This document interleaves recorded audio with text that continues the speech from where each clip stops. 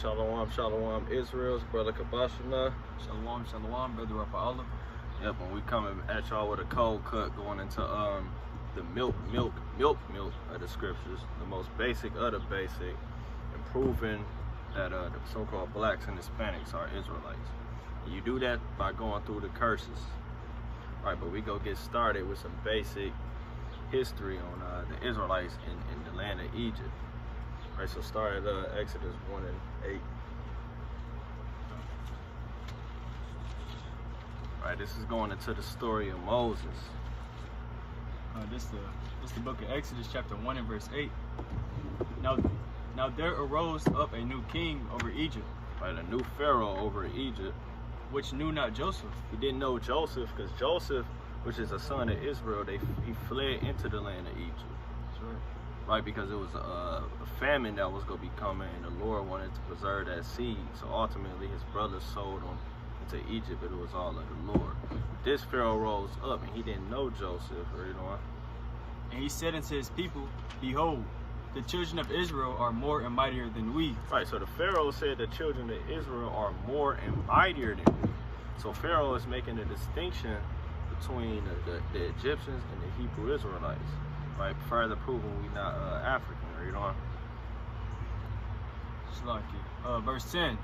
Come on, let us deal wisely with them, lest they multiply, and it come to pass that when there falleth out any war, they join also into our enemies. Right, so he's saying let's deal wisely with them, because they're growing mighty in this land. There's so many of them, they just keep multiplying. So let's strategize against them, because if an enemy come against us, they could join on to them and take us out, right? That's right. They join also into our enemies and fight against us, and so get them up out of the land. Right. Therefore, if they set over them taskmasters to afflict them with their burdens. Right, taskmasters, like slave masters, right? And they built for Pharaoh treasure cities, Pithom and Ramesses. Right, and they built treasured cities, because we built the pyramids. That's why when you look at the Aztecs and Mayans, they had pyramids like in Egypt, because they're Israelites as well. All right, read on. Right. But the more they afflicted them, the more they multiplied and grew. Right, just like now, man. You put crack in our communities, right? You do this, that, and the third, and all we do is keep growing. You can't ever take us out, because we the Lord's people, right? And I got a precept on that real quick. Right, so they always try to take us out, but it won't ever work, man. Let me get this quick precept. The book of Malachi. Oh, yeah. Malachi 3 and 6. Yeah. That's the spirit. Malachi chapter 3 and verse 6. It says, For I am the Lord. It's like, for I am the Lord, I change not. Therefore, ye sons of Jacob are not consumed. And that's why we never get consumed, no matter which captivity we're in. They can't take us out completely. All right, read on. Okay. In verse 12. And they were grieved because of the children of Israel, and the Egyptians made the children of Israel to serve with rigor. Right, so they made them serve them. We were slaves in Egypt. And here's a precept. This is the book of Judah, chapter 5, verse 11. It says, Therefore the king of Egypt rose up against them, and dealt subtly with them, and brought them low with laboring and brick, and made them slaves.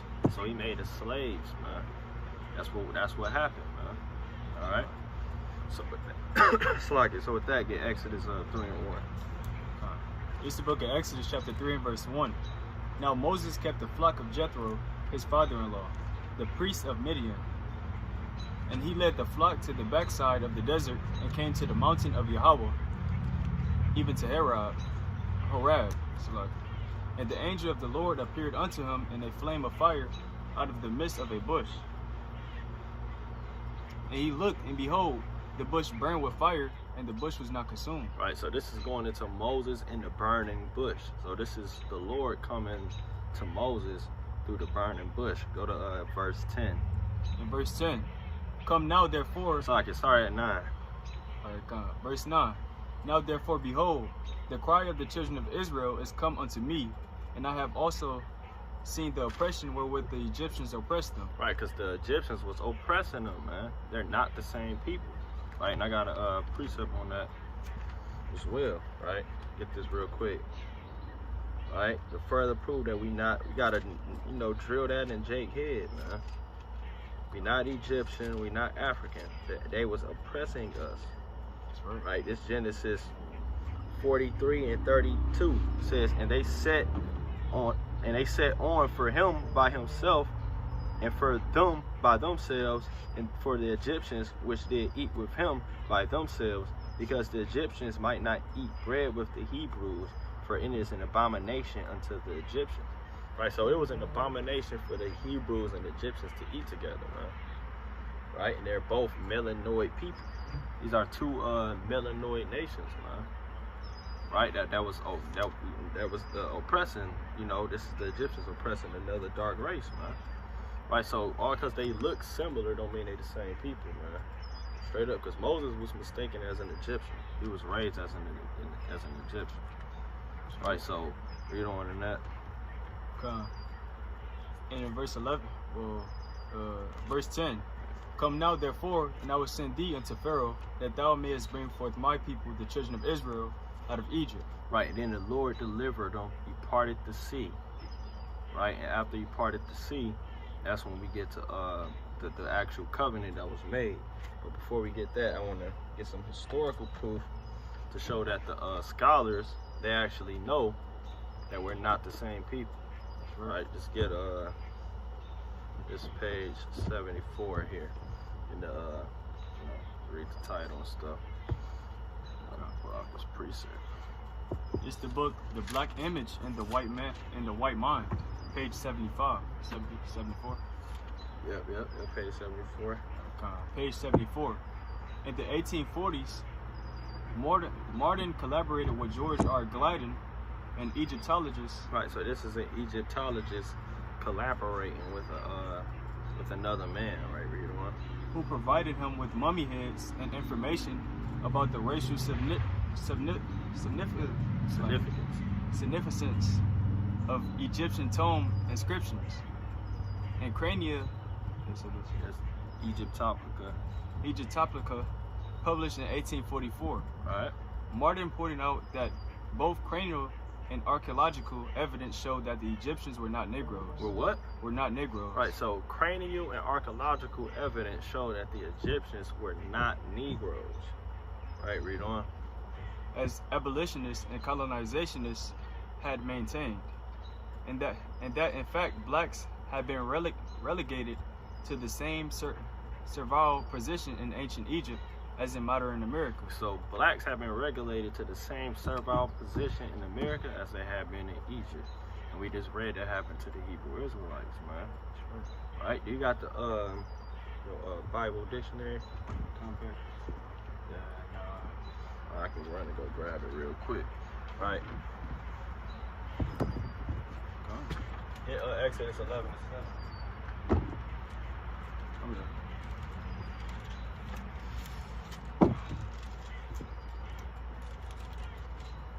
So I'm gonna elaborate on this real quick and bring out Exodus chapter 11 and verse 7.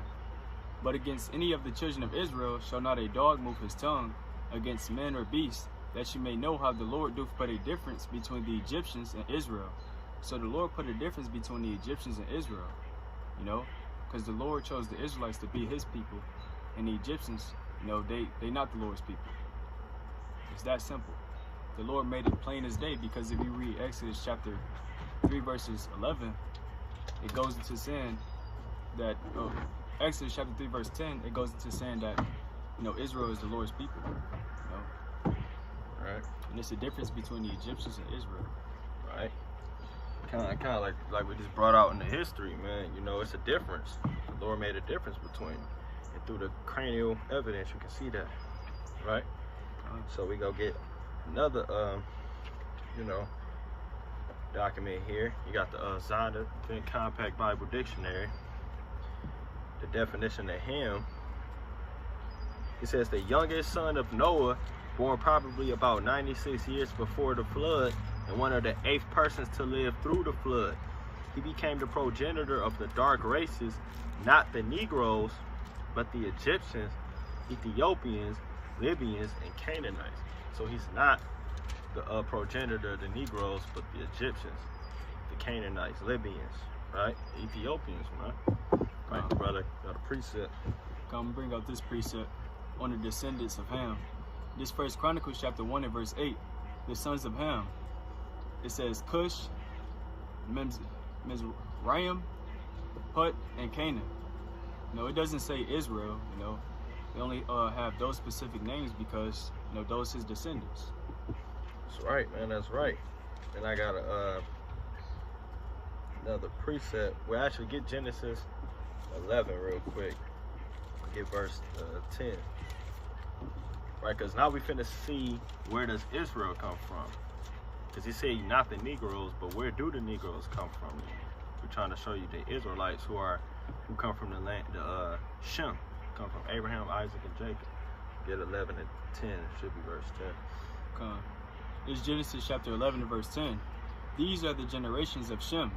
Shem was 100 years old and begot Arphaxad 2 years after the flood. Right, now jump to verse 31. Now verse 31. And Terah took Abram his son, and Lot the son of Haran his son's son, and Sarai his daughter-in-law, his son Abram's wife. And they went forth with them from Ur of the Chaldees to go out into the land of Canaan. You see that? So Torah, which is the son of Shem, is Abram's father. Who did Abraham begot? Isaac and Jacob. Right, so we come from the line of Shem. Right, because Noah had 3 sons, Ham, Shem, and Japheth. Right? So we come from Shem, and the Hamites come from Ham. Right? And this is a precept to further prove that the Egyptians are Hamites. Right? And this is the book of Psalms chapter 105 and verse 23. It says, Israel came unto it's like Israel also came into Egypt, and Jacob sojourned in the land of Ham, and he increased his people greatly and made them stronger than their enemies. Right? He turned their heart to hate his people, to deal subtly with his servants. Right? And that's what we just read. The Pharaoh dealt subtly with the Israelites, man. Right? And Egypt was known as the land of Ham as well, because they're Hamites. Alright, so now we're finna go through the main thing, the curses, man, to further validate that we the Israelites. Because after he took us out of Egypt, we made a covenant with the Lord that if we keep the commandments, we'll be blessed. If not, we'll be cursed. Right? So 28 and 15. Deuteronomy chapter 28 and verse 15. But it shall come to pass, I mean, it will happen in the future, if thou wilt not hearken unto the voice of the Lord thy God, to observe to do all his commandments and his statutes which I command thee this day, that all these curses shall come upon thee and overtake thee. Right, curses will befall the Israelites as a nation if they broke the commandments. I get verse 46. Verse 46. And they shall be upon thee for a sign, and for a wonder, and upon thy seed forever. Right, so these curses will be upon the seed of the Israelites forever. Right? In fact, get Deuteronomy 1 and 1 real quick, just to show that he's talking about Israel. Right? This is Moses telling the Israelites this. Right? Simplify it all the way for Jake. Right? Deuteronomy chapter 1 verse 1. These be the words which Moses spake unto all Israel. Right, that's all I wanted right there. So this is speaking to Israel, man. Right. So these curses are a sign on the Israelites' seed to identify who they are. Like if you want to go to a gas station, you go look for the gas station sign. If you want looking for a particular restaurant, you will look for the sign of that restaurant, man, to see what it is. So we go through the curses and see who they fit. This is upon their seed forever, even in 2020. All right, so get Deuteronomy 28, 16. In verse 16, cursed shalt thou be in the city, and cursed shalt thou be in the field. Now, if you look around any city, from Detroit to Baltimore to Chicago to Compton, right, any major city, you got so-called blacks and Hispanics living in the ghettos. You got the so-called Native Americans on reservations, man. So we live in cursed in the city. We in the ghettos. We in the slums. We the ones getting shot down in the street. Right? What other people fit that? When it says you're going to be cursed in the field, who was picking cotton? Who was picking sugar cane? Who was cursing all these fields, man? Working sun up to sundown. And also, we still cursing in the work field because we the first fire, last hire, man. Right? So read on. God. Verse 17. Cursed shall be thy basket and thy store. Right, so it's going to be cursed, your basket and your store, because a basket holds onto your bread, man. Right, things that you need to eat, but that's going to be cursed, because you ain't going to ever have enough to eat, man. You're going to always live paycheck to paycheck. And your store is going to be cursed, literally, because if you look at it, we got little mom and pop shops here and there. We don't own any major corporations. What so-called black man owns a major corporation? They don't, because their store is cursed. Right, and I got a precept in Haggai 1 and verse 6. It says, ye have sown much and bring in little, ye eat, but ye have not enough. Ye drink, but ye are not filled with drink. Ye clothe you, but there is none warm. And he that earneth wages to put it into a bag with holes. So we earn wages just to put them in a bag with holes, bro. Straight up. So, you know, we live in paycheck to paycheck, and we just finished out here. Our store is cursed, man. That's right. Right? So that's just a curse that fits our people. So we gonna keep going through the signs and seeing who these curses fit. Give me verse let's see which one I want. It's so many of them. Just give me verse 26. In verse 26. And thy carcass shall be meat unto all fowls of the air. Right, and if your carcass is meat for a fowl of the air, that means it's hanging in the air. Who was being hung in the air, man? Right, who was being hung in the air? Their carcass was being fed to the birds, basically. Hanging on them trees, man, during the 30s, man, during slavery as well. Right, read on. And unto the beasts of the earth, and no man shall fray them away. Right, and then our carcass was made for beasts of the earth. Like that movie, the Django, where they had the dogs eating the dude up on a tree. You got pictures you can Google where they was against the trees. They just left them there dead so the beasts of the earth could eat them, man. Nobody frayed them beasts away. They didn't bury us. They didn't suffer our bodies to be buried, man. They did us both. Right? And then also they fed our babies to alligators, things like that, man. Right? So it's a plethora of curses we can just keep going through. Give verse 32, or actually give verse 30. God. Verse 30. Thou shalt betroth a wife, and another man shall lie with her. Right, that was happening all throughout slavery. You had a wife, but so-called white man to go in and just sleep with your wife at will. Right, read on. Thou shalt build an house, and thou shalt not dwell therein. Right, and we just read how Ham is different from Israel. So Obama dwelt in the White House, but he's from Kenya. He's in a Hamite. Right, so we built that White House, but we never dwelt in it, man. Right, we built up plenty of things that we never dwelt in. That's right. Right, read on. And it says, thou shalt plant a vineyard and shalt not gather their slacky. Thou shalt plant a vineyard and shalt not gather the grapes thereof. Right, we never could gather the grapes, man. Basically, we built the society and we don't get nothing. Man. We at the bottom and we built everything. Basically, so we planted the vineyard and we didn't even gather the grapes, man. We are putting all that work just for the so-called white man to eat it up, basically. Right, read on. Verse 31. Thine ox shall be slain before thine eyes. Right, this is going into the Gadites, man. Right, because their ox, their cattle, those bison, it was literally slaughtered before their eyes, man. They killed off all the buffalo so that the so-called Native Americans couldn't eat, right? Right, read on. God, and thou shalt not eat thereof. Right. Thine ass shall be violently taken away from before thy face. Right, more going into that cattle being taken, read on. And shall not be restored to thee. Thy sheep shall be given unto thine enemies, and thou shalt have none to rescue them. Right, so that's all going into the Gadites, man. They was slaughtering off all their cattle, everything that they used to live off the land. Right, because they doubles, man. Read on. Verse 32. Thy sons and thy daughters shall be given unto another people, and thine eyes shall look and fill with longing for them all the day long. And there shall be no might in thine hand. Right, so your sons and daughters gonna be given to another nation.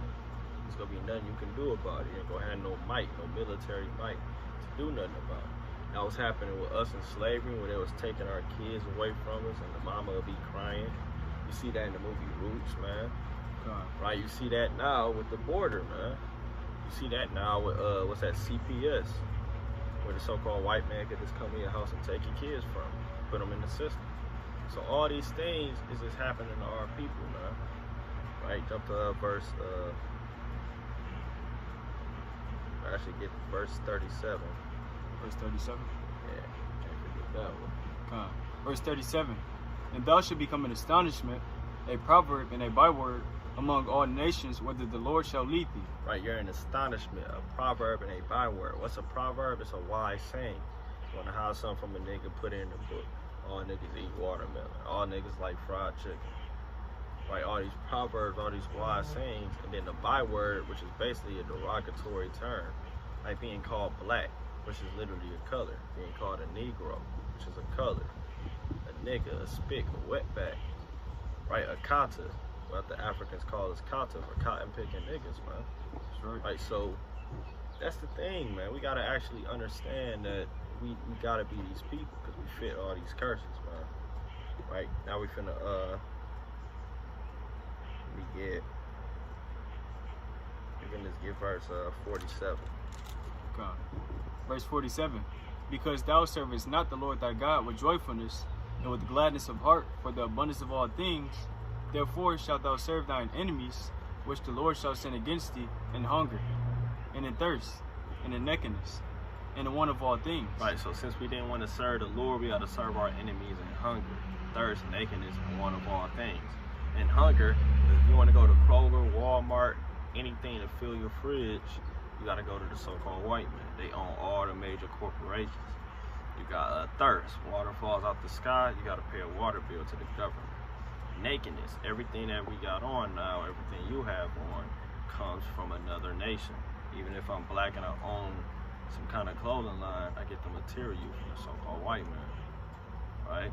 If you get it from China, which is been some factory in China, which is owned by some damn Jewish man, some Amalekite, right? So it's always another nation. And in one of all things, you got a death certificate, life certificate, you want a passport to leave.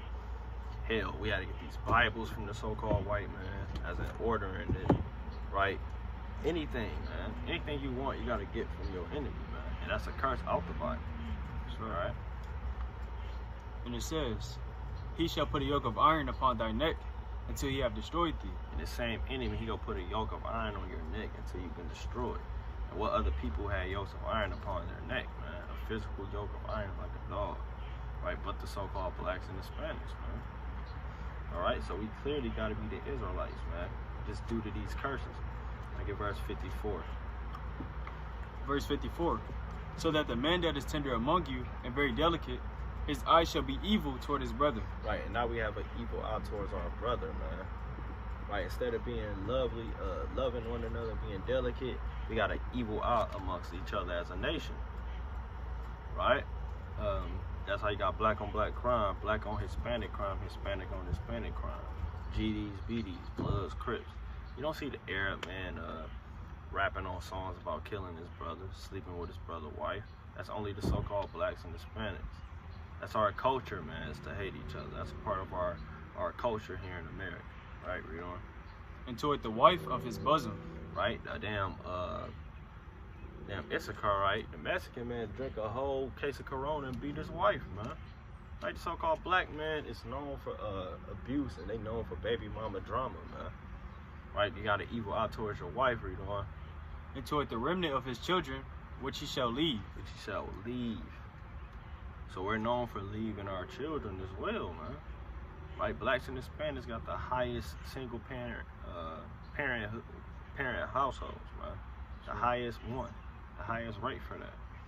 So how can we not be the people of this Bible? This was written thousands of years ago, man. Right? They got the book of Deuteronomy and the Dead Sea Scrolls, man. Right, so this was written thousands of years ago, man. The so-called white man even can tell you that, any scholar. So this is divine curses, because no mortal man can have all this fit our history. Right? I get Deuteronomy 28:68. Deuteronomy Chapter 28 and 68. And the Lord shall bring thee into Egypt again. Now, this is after they left Egypt.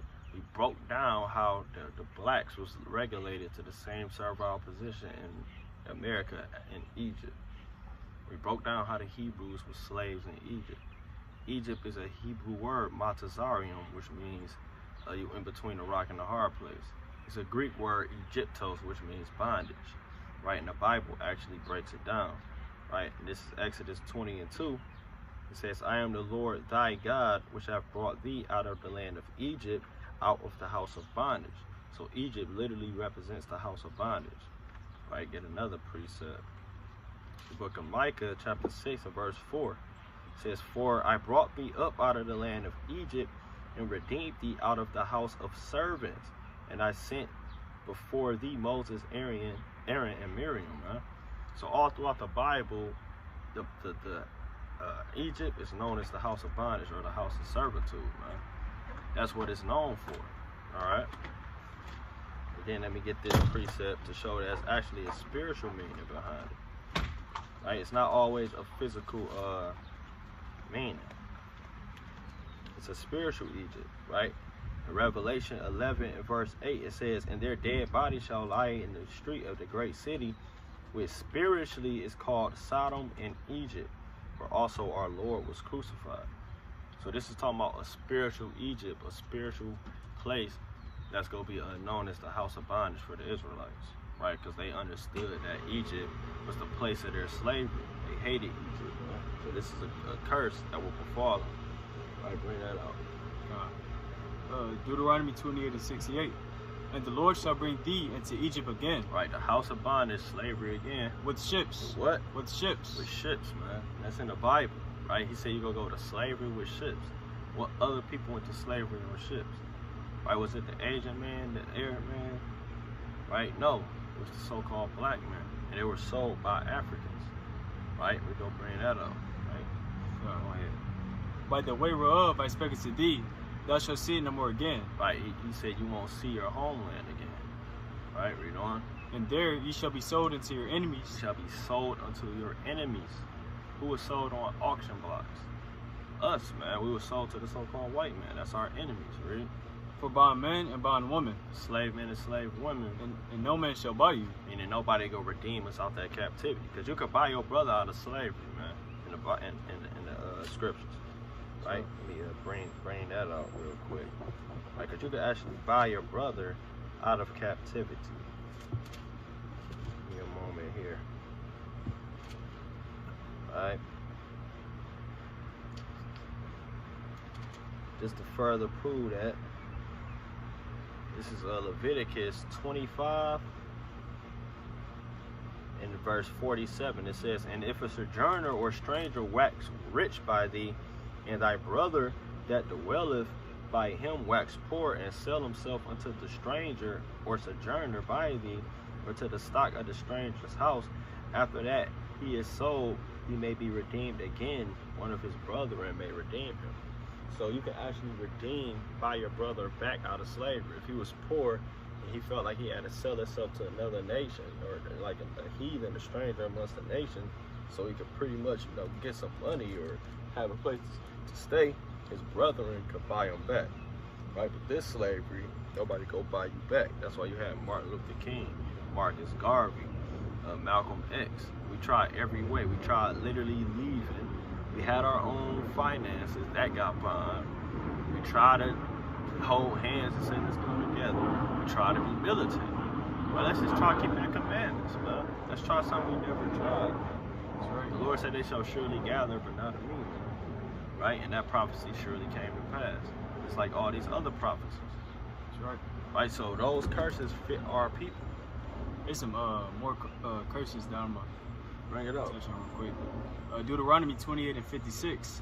The tender and delicate woman among you, which would not adventure to set the sole of her foot upon the ground for delicateness and tenderness, her eyes shall be evil toward the husband of her bosom, and toward her son, and toward her daughter.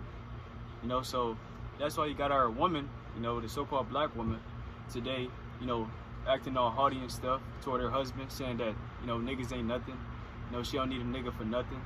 And then that's why you also got, our woman saying that, they sons remind them of their dad and stuff, and they treat them a certain way. They send them to the streets and stuff. They call the police on them and things of that nature because of that evil eye. That curse that the Lord brought upon us for breaking His commandments. That's right, man. And toward the daughter too. You know, the mama be thinking that the daughter is trying to sleep with her man and stuff. You can find many movies about you know, this curse and stuff, and it happens in real life too. You know. That's right, man. The more he was touching on. So many of them, man. Yeah, this probably gonna be the last one.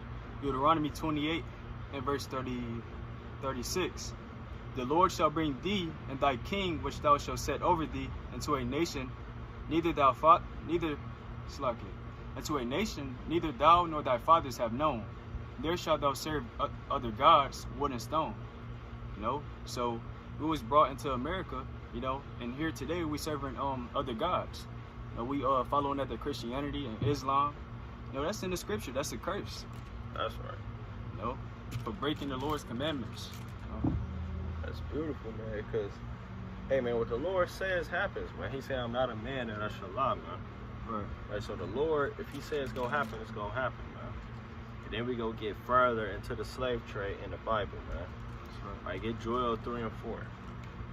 Actually, before we get that, we go show how we ended up in Africa in the first place. Because you got the Negro land map from, what's that, 1747, created by the French. And on it, the slave coast was also known as the Kingdom of Judah. And who is Judah? A son of Israel. Right? So you had Israelites dwelling in the land of Africa. I get Luke 21. God. I think it's 21 and 20. It's the book of Luke. Oh, you want me to wait till you get that? What we gonna do is this. He gonna read it in the Bible, and I'm gonna bring it out in this history book. Right? This is actually a prophecy that Christ gave to the Israelites, which was actually written in Deuteronomy. We didn't get it, but it's actually in Deuteronomy already that their land will be besieged. Right. You go read it, and then we go break it down out of this book here, From Babylon to Timbuktu by Rudolph R. Windsor, so-called black man who is a scholar. Right? Bring it up. It's the book of Luke, chapter 21 and verse 20.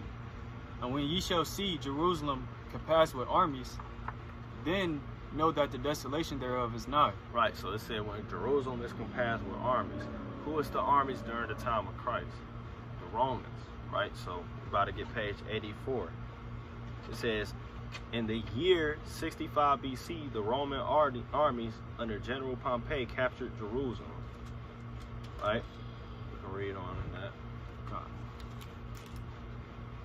And it says, in verse 21, then let them which are in Judea flee to the mountains, and let them which are in the midst of it depart out, and let not them that are in the countries enter thereinto.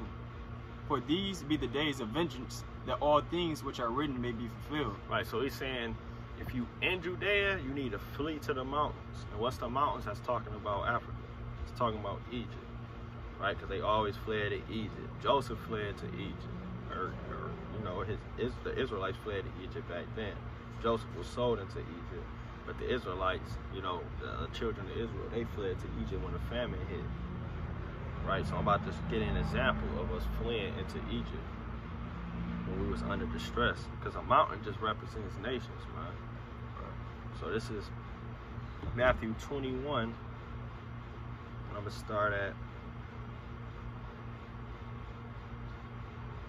at verse 12. It says, and being warned of God in a dream that they should not return to Herod, they departed their own country another way.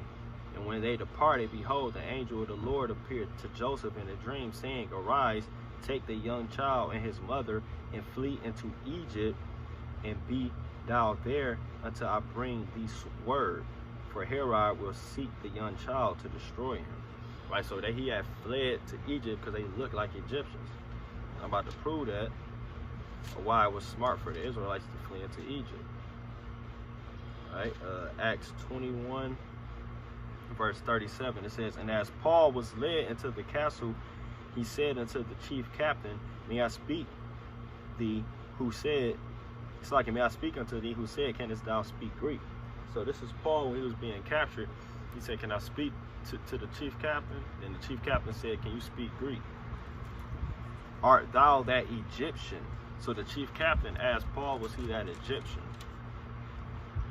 which before these days made us an uproar and led us out into the wilderness 4,000 men that were murderers. And Paul said, I am a man which am a Jew of Tyrus. Right, so Paul was a Jew, but he looked like an Egyptian.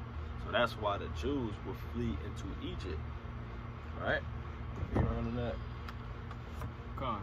Verse 22. For these be the days of vengeance, that all things which are written may be fulfilled.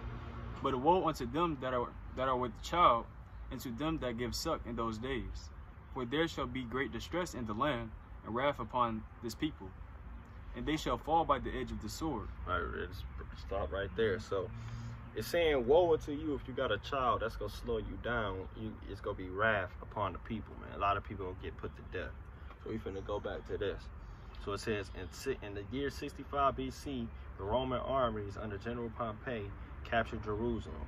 In 70 AD, General Vespasian and his son Titus put an end to the Jewish state with great slaughter. During the period of the military governors of Palestine, many outrages and atrocities were committed against the residue of the people, like it just said in the Bible, man. And it says, during the period from Pompey to Julius, it has been estimated that over 1 million Jews fled into Africa, fleeing from Roman persecution and slavery. So over 1 million Jews fled into Africa, right? And that's why I said flee into the mountains. But the residue of the people, atrocities was committed against them, like it just said here. All right, read on. God. In verse 24, and they shall fall by the edge of the sword, and shall be led away captive into all nations. And Jerusalem shall be trodden down of the Gentiles, until the times of the Gentiles be fulfilled. Right, and now Jerusalem is inhabited by Gentiles. And they said they go fall by the sword and be led away captive into all nations. This is the last sentence here on page 84 in the second paragraph. It says the slave markets were full of black Jewish slaves. So history coincides with this, man. So we not African, we fled into Africa. I get Joel 3 and 4.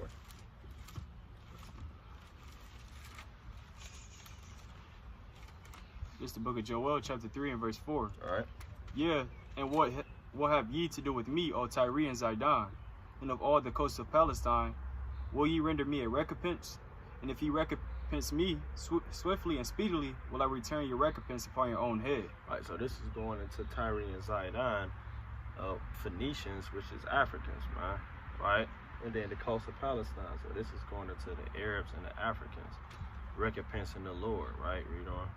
Verse 5, because ye have taken my silver and my gold, and carried into your temples my goodly pleasant things.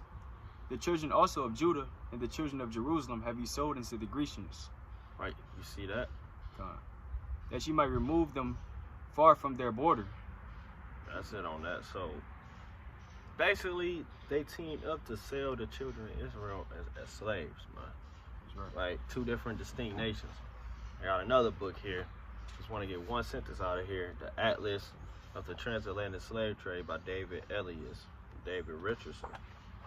Right?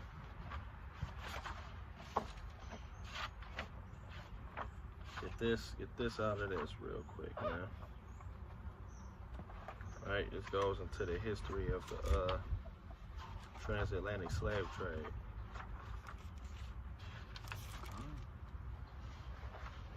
It's page 1, the third paragraph, the last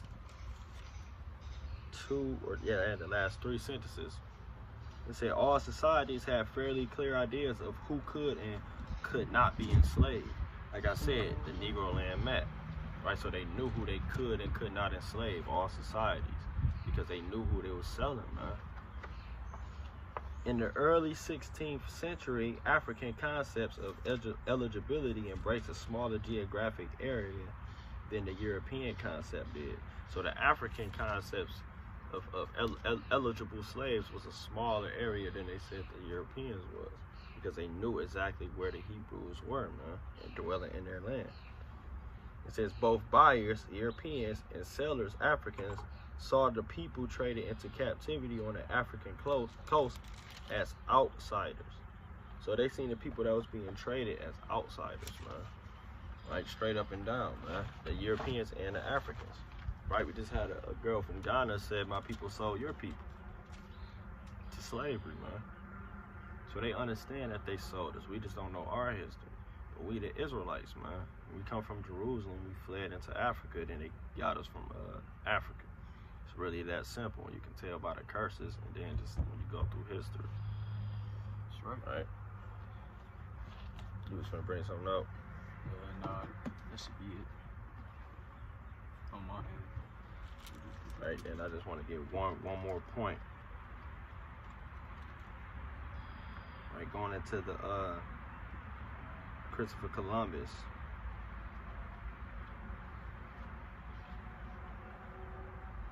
To show that the Native Americans and people on this side of the world are in fact Israelites as well. Right, because they travel over here to the Americas, which is found in the Bible. Get that in a second. It's just 13 real quick. 13 to 40. Let's write that down real quick. This is the book of 2nd Ezra, chapter 13 to verse 40. And it says, those are the 10 tribes which were carried away prisoners out of their own land until the time of Hosea the king, whom Salmanassar the king of Assyria led away captive. Right, so the king of Assyria, they led the northern kingdom of Israel captive because the kingdom split. Right, you had the northern and the southern kingdom, and the southern kingdom got captured by the Assyrians. Right, and that's why, if you look at it, something called the Chief Joseph Stone is written in cuneiform, which is ancient Assyrian, because they knew that language because they came from that land. Read on. God. He carried them over the waters, and so came they into another land. All right. But they took this counsel among themselves, that they would leave the multitude of the heathen and go forth into a further country where never mankind dwelt. Right, so they said they would go to a further country where never mankind dwelt. It's talking about America. Read on. That they might there keep their statutes, which they never kept in their own land. And they enter into Euphrates by the narrow passages of the river. Keep going. Yeah, read on. For the Most High then showed signs for them, and held still the flood, till they were passed over. Right, so they went through the Euphrates, went through the Persian Gulf, and went around Africa. Read on. For through that country there was a great way to go, namely a year and a half. Right, and it took them a year and a half to get around Africa and the land in South America. Read. And the same region is called Azareth.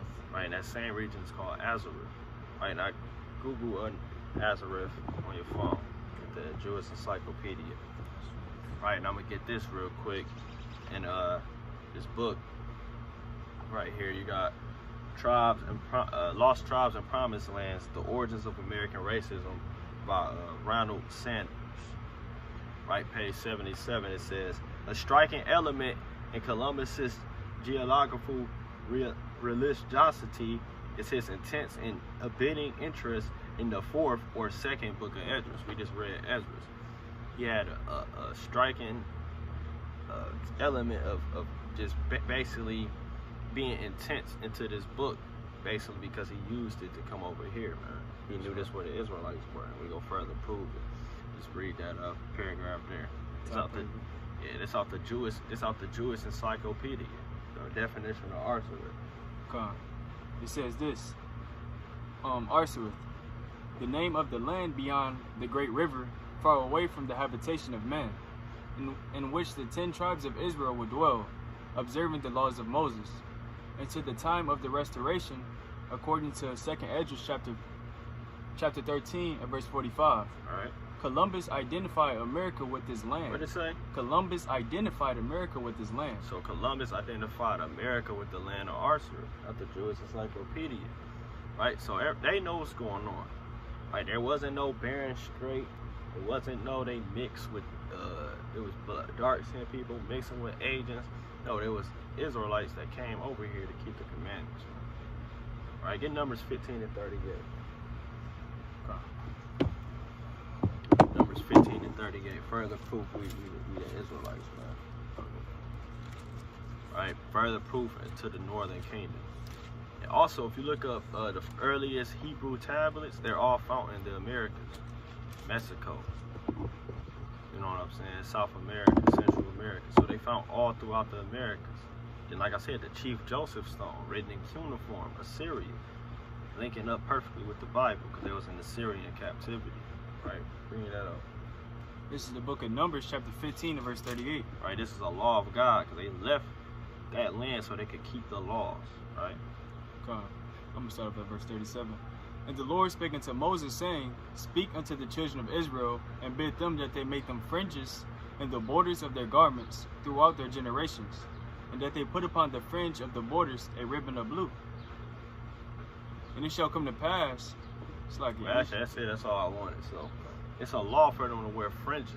That's why we got the fringes on our shirts, and that's why when you look at old, ancient Aztecs and Mayans, they all have fringes on. That's right. Because it was keeping the laws of God, right?